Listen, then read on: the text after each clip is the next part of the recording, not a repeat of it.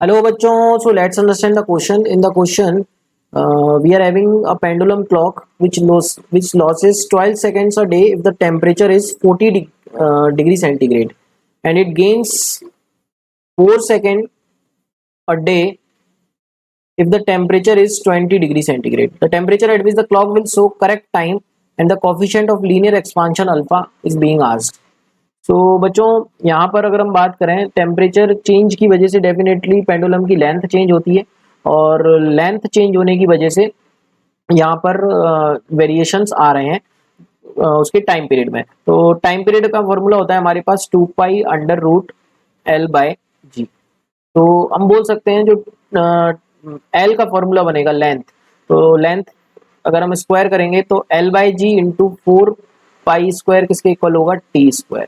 तो यहाँ से हम बोल सकते हैं जो L होगा वो T² into G/4 pi square के इक्वल होगा बच्चों।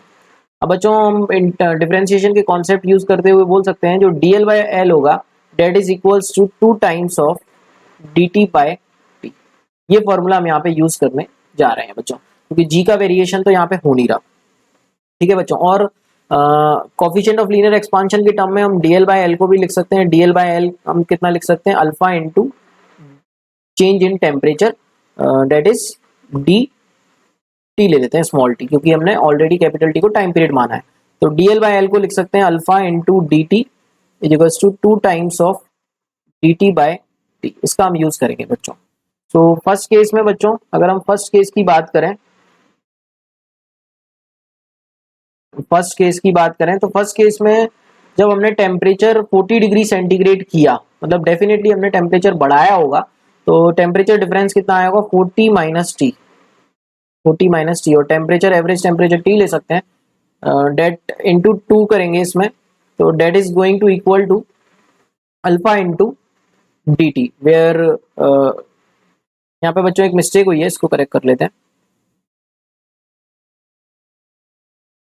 बेसिकली यहाँ पर हमको इस तरीके से लिखना चाहिए इसको कि alpha into that D T, D T is the change in the temperature माना है हमने, तो चेंज इन टेम्परेचर लिख सकते हैं बच्चों 40 - T।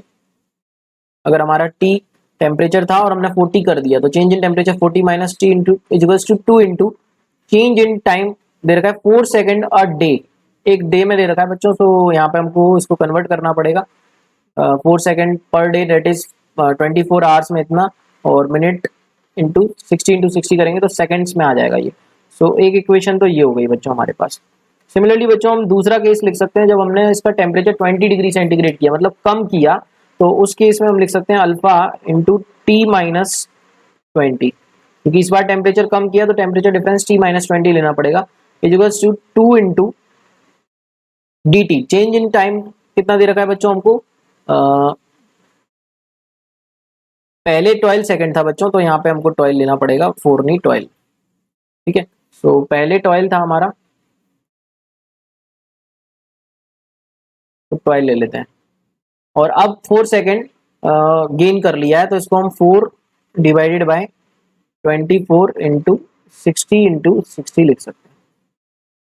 ये दो इक्वेशंस बनी। तो सबसे पहले बच्चों हमको टेम्परेचर निकालना है इन इक्वेशंस की हेल्प से। So what we can do here, we can just divide both the equations.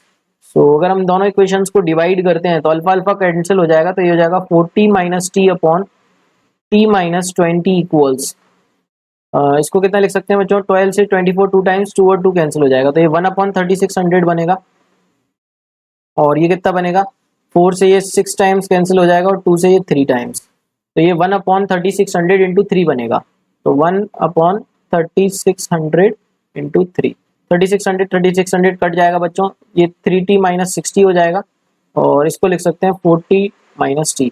सो यहाँ से हमारा 4T कितना आ जाएगा बच्चों, 100, तो T यहाँ से आ जाएगा हमारा 25 डिग्री सेंटीग्रेड। तो पहला तो आ चुका है टेम्परेचर 25, जो कि एक ही ऑप्शन में दे रखा है, तो first option is the correct answer बच्चों। तो फर्स्ट ऑप्शन हमारा करेक्ट आंसर हो जाएगा। अब अल्फा की वैल्यू की बात करें तो बच्चों हम किसी भी एक्सप्रेशन में सब्सटीट्यूट कर दें तो अल्फा भी आ जाएगा। Let's proceed on the next slide. तो अल्फा इंटू 40 - T,